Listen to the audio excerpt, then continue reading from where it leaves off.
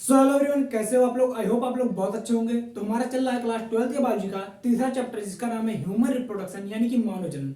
तो आज इस चैप्टर के एमसीक्यू का पार्ट सेकंड होने वाला है, और इससे पहले मैंने एक पार्ट ऑलरेडी इस चैप्टर के एमसीक्यू का करा रखा है। तो अगर आपने उसको नहीं देखा है तो हमारे चैनल के पेज में जाकर आप उसको देख सकते हो। तो फिलहाल आज के सेशन में हम लोग जितने भी क्वेश्चन की बात करने वाले हैं वो सभी के सभी प्रीवियस ईयर एग्जाम में ऑलरेडी पूछे जा चुके हैं।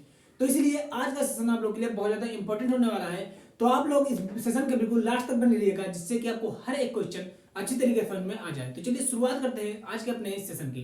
तो जैसा कि हमारा चैप्टर है ह्यूमन रिप्रोडक्शन यानी कि मानव जनन, और आज इसके एमसीक्यू का पार्ट सेकंड होने वाला है। तो आज के सेशन का जो सबसे पहला क्वेश्चन है, आइए उसकी बात करते हैं। तो पहला क्वेश्चन बोल रहा है, नर जनन तंत्र में शुक्राणुओं के परिवहन की सही क्रम का चयन कीजिए। यानी कि यहाँ पर कुल 4 ऑप्शन दे रखे हैं, इनमें से आपको बताना है कि जो शुक्राणु या स्पर्म होता है वो किन किन रास्तों के द्वारा बोल सकते हैं मानव के शिश्न से बाहर निकलता है, यानी कि उसका इजोकुलेशन होता है। तो आइए सबसे पहले क्वेश्चन ए ऑप्शन की बात करते हैं। तो सबसे पहला ऑप्शन ए है आपका, बोल रहा है सबसे पहले शुक्राणु वृषण में आते हैं, उसके बाद अधिवृषण में जाता है, देन शुक्रवाहिका में जाता है, इसके बाद शुक्रवाहक, स्खलन वाहिनी, वंशण नाल और मूत्र मार्ग, फिर अंत में यूरेथ्रल मीटस में जाता है।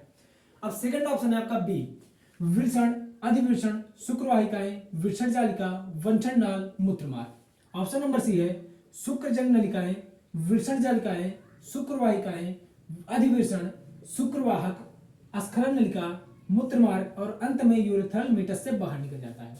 आपका डी वाला ऑप्शन है, शुक्रजंग नलिका, शुक्रवाहिकाएं, अधिवृषण, वंशण नाल या मूत्रमार्ग।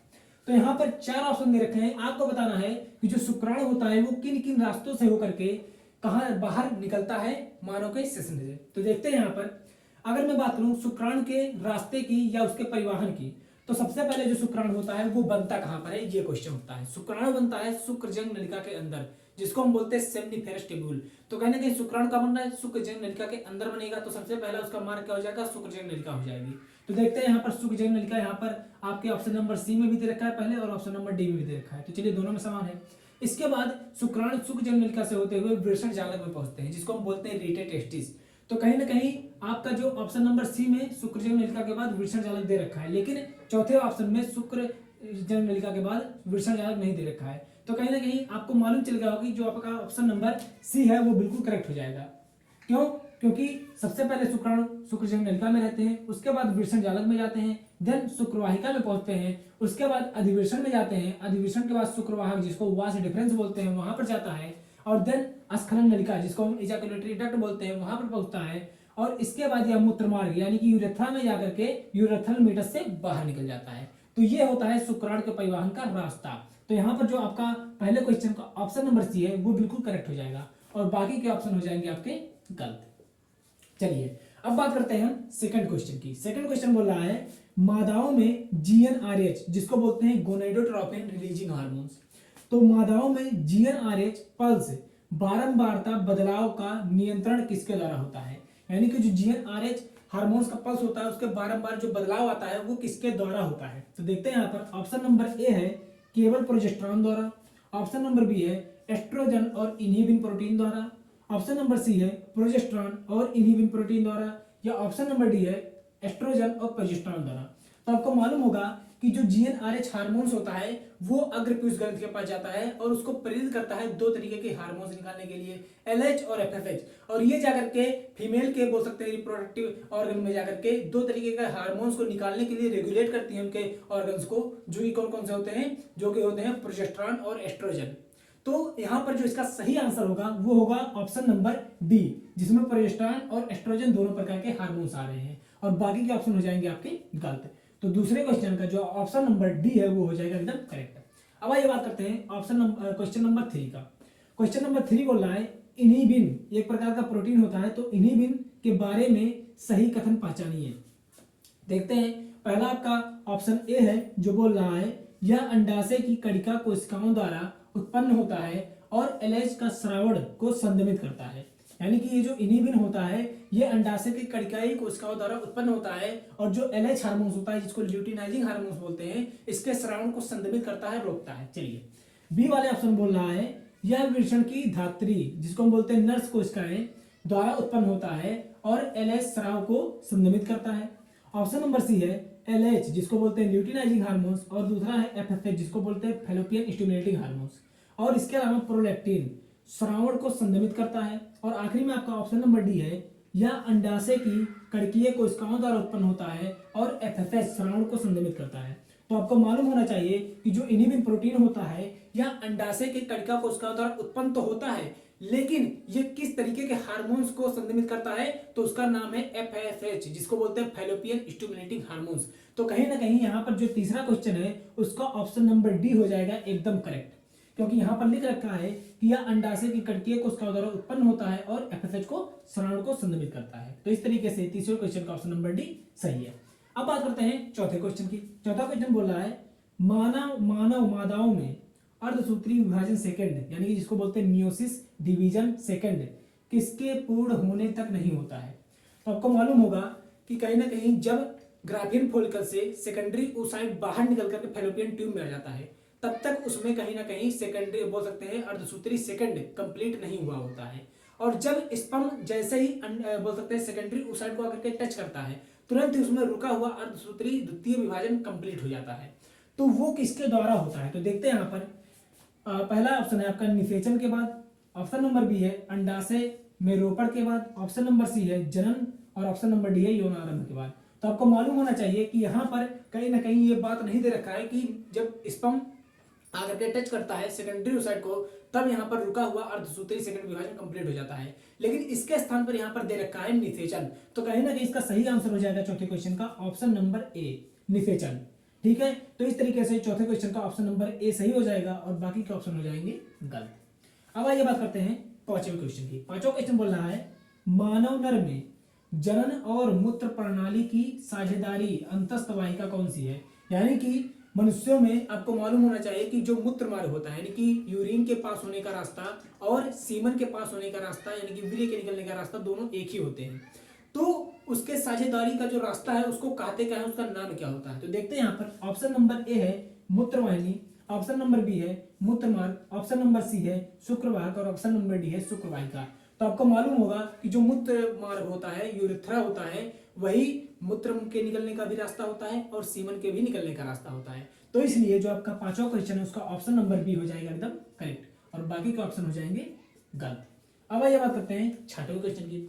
छठवां क्वेश्चन देखिए क्या बोल रहा है यहाँ पर एंटरम पुटक निम्नलिखित में से कौन सी सहकोशिकीय होती है। यानी कि जो एंट्रम होता है वो किसके साथ सहकोशिकीय होती है। तो देखते हैं यहाँ पर ऑप्शन नंबर ए है थिका इंटरना के साथ, ऑप्शन नंबर बी है जोना पेलिसिडा के साथ, ऑप्शन नंबर सी है स्ट्रोमा के साथ और ऑप्शन नंबर डी है ग्रेनुलोसा के साथ। तो याद रखिएगा जो एंट्रम होता है वो जोना पेलिसिडा के ठीक साइड में होता है, उसके बगल होता है और उससे जुड़ा हुआ होता है। तो किसके साथ सहकोशिकीय होता है, तो कहीं ना कहीं यहाँ पर जो छठवां क्वेश्चन है उसका ऑप्शन नंबर बी हो जाएगा एकदम करेक्ट। यानी कि यहाँ जोना पेलिसिडा के साथ सहकोशिकीय होता है और बाकी के ऑप्शन हो जाएंगे गलत। अब आइए बात करते हैं सातवें क्वेश्चन की। सातवां क्वेश्चन बोल रहा है निम्नलिखित में से कौन सी घटना स्त्री में अंडोत्सर्ग से संबंधित है। यानी कि यहाँ पर कुछ घटनाएं दे रखी हैं, आपको बताना है इनमें से ऐसी कौन सी घटना है जो स्त्री में अंडोत्सर्ग यानी कि ओव्यूलेशन से संबंधित होती है। तो देखते हैं यहाँ पर ऑप्शन नंबर ए है ग्राभी पुटक का पूर्ण विकसित विकास, द्वितीयक अंडक का निर्मोचन, एलएच प्रवाह और एस्ट्रोडियोल में कमी। तो आपको मालूम होना चाहिए कि जो अंडोत्सर्ग होता है उससे एक संबंधित घटना होती है जिसको हम बोलते हैं क्या एस्ट्रोडियोल में कमी। तो यहाँ पर इस सातवें क्वेश्चन का जो सही आंसर है वो है ऑप्शन नंबर डी। तो ये हो जाएगा आपका सातवें क्वेश्चन का ऑप्शन नंबर डी सही और बाकी के ऑप्शन हो जाएंगे गलत।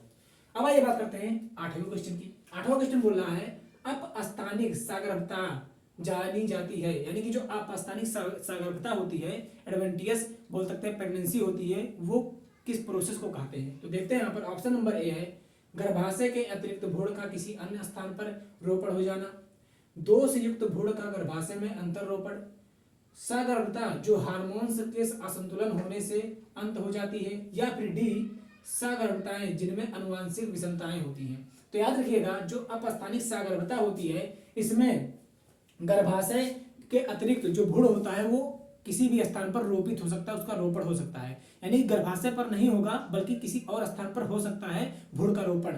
तो यहाँ पर जो आठवां क्वेश्चन है उसका ऑप्शन नंबर पहला अगर देखा जाए तो यहाँ पर बोल रहा है गर्भाशय के अतिरिक्त भूड़ का किसी अन्य स्थान पर रोपण होना अपस्थानिक सागरता कहलाता है। तो यहाँ पर 8वें क्वेश्चन का जो ऑप्शन नंबर ए है वो बिल्कुल करेक्ट हो जाएगा और बाकी के ऑप्शन हो जाएंगे गलत।